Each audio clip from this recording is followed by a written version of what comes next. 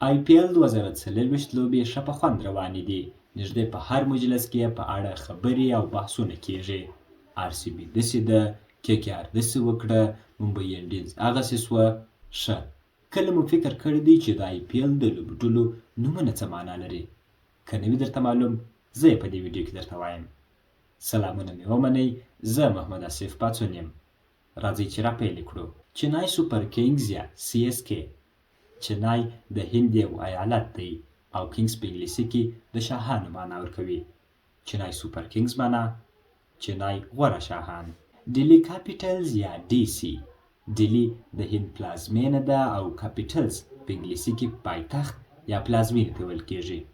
او په سپورټ کې هغه ډلې ته ویل کېږي چې د یوه ښار استازیتوب وکړي. ډیلی کاپیټلز معنا د ډیلی استازي. ګجرات ټایټان یا GT. ګجرات د هند یو ایالت دی او ټایټان په یوناني افسانو کې د لمر خدای ته کارول کېدی. عامه اصطلاح قوي او ځواکمن ته وایي. ګجرات ټایټان معنا ګجرات غوره ځواکمنان. کلکتا نایټ رایډرز یا KKR. کلکتا د هند یو ایالت دی. نایټ د شطرنج په لوبو کې آس ته ویل کېږي او رایډر انګلیسي کې د چلونکي معنا ورکوي. کلکتا نایټ رایډر معنا د کلکتې آس ځغلونکي.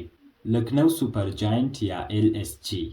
لکنو د هند ایالت دی. سوپر د غوره په معنا راغلی او جاینټس په پخوانیو یوناني افسانو کې هغه چاته کارول سوی چې لوړې انساني وړتیاوې به یې لرلې.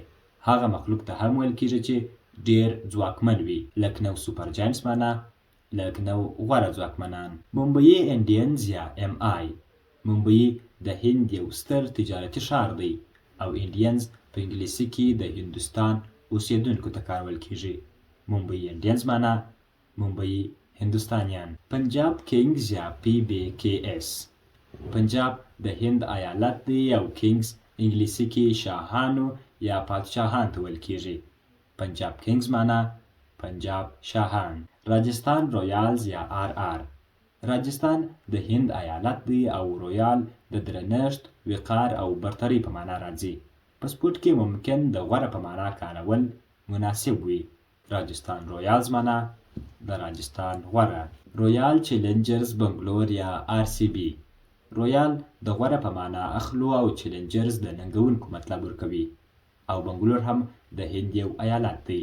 رویال چیلنجرز بنګلور معنا بنګلور غوره ننګونکي. سن رایزرز حیدرآباد یا SRH. سن په انګلیسي کې لمر ته وایي او رایز ختلو ته ویل کېږي. سن رایزر معنا د لمر راپورته کوونکي یا لمر خیژونکي. د دې کلمې سمبولیکه معنا هغه چاته اشاره ده چې رڼا خپروي او نورې لارې او ساحې روښانه کوي. او حیدرآباد د هند د ایالت نوم دی. سن رایزر حیدرآباد معنا حیدرآباد لمر خیژونکي. دا وه د IPL د لوبډلو د نومونو پښتو معنا. تاسو ته کوم یو په زړه پورې و؟ کمنټ کې راته ولیکئ.